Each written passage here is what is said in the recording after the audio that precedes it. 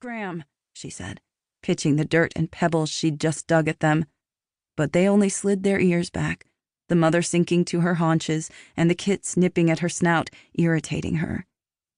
She probably snuck off from the rest of the pack to get her young something extra, or to let them practice scavenging, to practice surviving. It's what mothers did.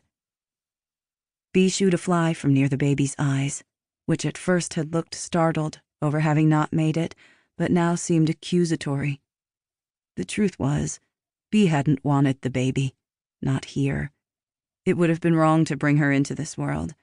That's what she'd felt all along. But what if the girl had sensed Bee's dread and died from not being wanted? Bee choked. "This is for the best," she told her. The girl's eyes clouded over with the clouds that rolled overhead. During one night walk, back when she'd had a flashlight and still carried batteries to make it glow, she'd caught 2 eyes gleaming in her beam. She clapped her hands to scare the eyes, but they just dipped down.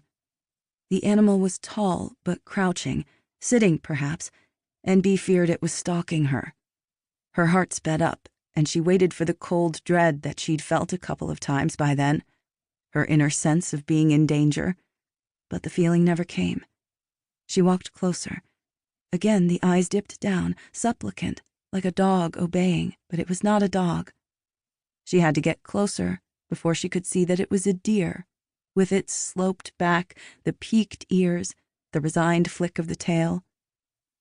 Then Bee saw another eye in the light, small, not looking at her, but quivering, unsteady.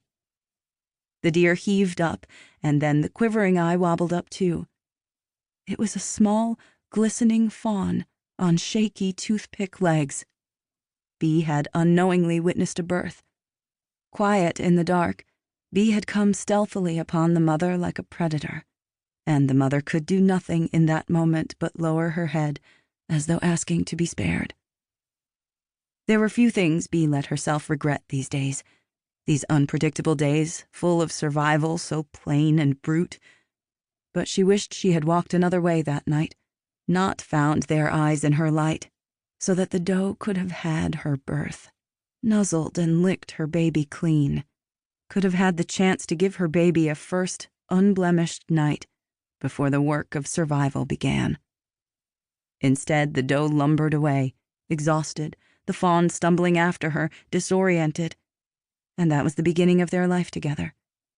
It's why, days ago, when Bee no longer felt the kicks and hiccups and flutters and knew the baby had died, she knew she'd want to be alone for the birth. It was the only moment they would have together. She did not want to share that. She did not want someone watching her own complicated version of grief.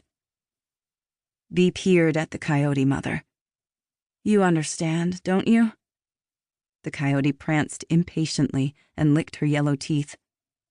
From a far, low ridge, some foothills of foothills to come, she heard a joyless howl. Some watching wolf had seen the carrion birds, was signaling prey. She had to leave. The sun was going, and now the wolves knew.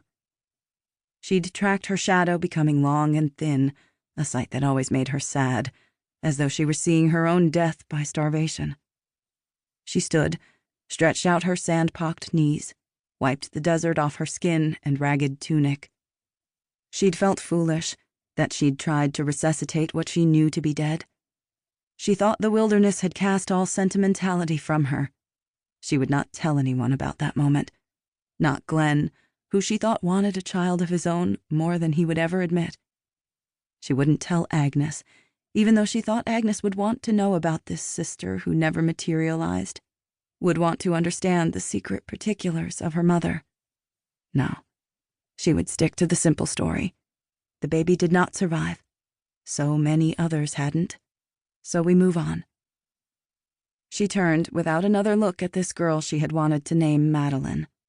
She gave that mother coyote a sharp kick, landing it against her visible ribs. The dog yelped, slunk, then snarled, but she had more pressing concerns than engaging a human insult. Bee heard the scuffle and yips behind her, and though the dog's rising excitement resembled a newborn's cry, Bee knew it was just the sound of hunger.